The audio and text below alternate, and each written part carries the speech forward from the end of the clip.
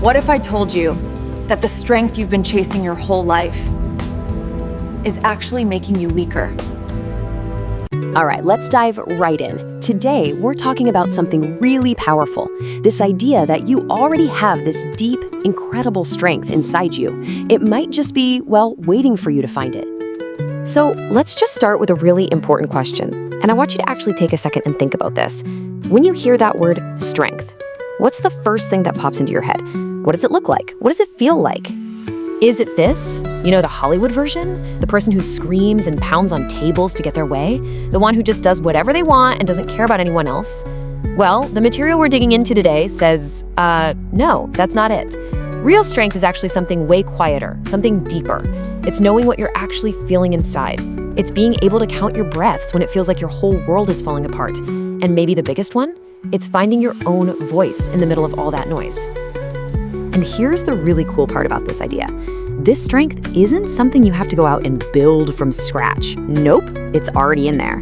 The source material puts it so beautifully. It says it's like a queen who's remained undiscovered beneath layers of torn clothes. It's all about peeling back those layers of what you think you should be to find the real you that's been there all along. Okay, so how in the world do we start peeling back those layers? Well, the tool we're going to talk about is surprisingly simple, but it is incredibly powerful. It's a journal. And look, if your first thought is, ugh, like my diary from middle school, just hang on. We're going to completely reimagine what this thing can be. So think of it this way. A journal isn't just for writing down what you did today. It's like a mirror. It shows you your inner world, the stuff that's usually just rattling around in your head. It's basically a GPS for finding your way back to your true self. And you know, the best part is there is zero pressure to do it right. Seriously, there are so many ways to start. You could just list a few things you're grateful for, even if it's just your morning coffee. You could write down a weird dream you had, sketch out a mind map of your thoughts, or just open the page and dump out whatever is in your head. It's all good. Okay, so you've been writing for a little while. Now we get to what the source calls the juicy part. Oh yeah, this is where the real magic happens. It's when you go back and actually become an observer of your own mind. The process is super simple. After maybe a few weeks of writing, just take a little time to read back through what you've written. I know, it can feel a little weird at first, kind of like meeting an old version of yourself. But trust me, this is where the big aha moments happen. You might start to notice a pattern, a familiar little phrase that just keeps popping up over and over, a voice that keeps saying something like, I can't. Or maybe this one sounds familiar, that quiet, recurring belief that's always kind of humming in the background, I'm not good enough. When you see these words written down on paper, again and again, they become pretty much impossible to ignore. And right there, that is the turning point. That's the moment where you get to stop and ask one of the most important questions ever. Whose voice is that, really? Is that your voice? Or is it just an echo of something you picked up from somewhere else? So this is where you basically become a detective of your own thoughts.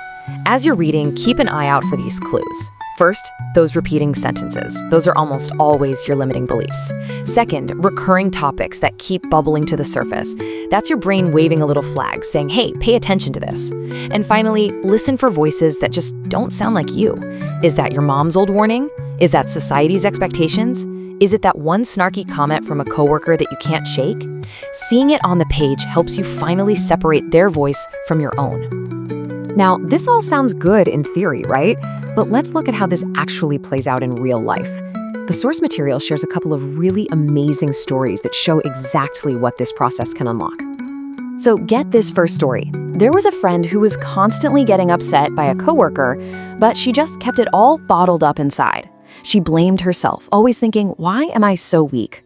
But then, through her journal, she saw this pattern, and she had this huge realization. Just putting up with things isn't strength. For her, true strength was actually saying no. So she finally talked to that coworker, and a year later, she says she feels like she has literally come back to life. And here's another one. A woman noticed in her journal just how mean she was to herself, how terribly she treated herself. So she decided to try something new.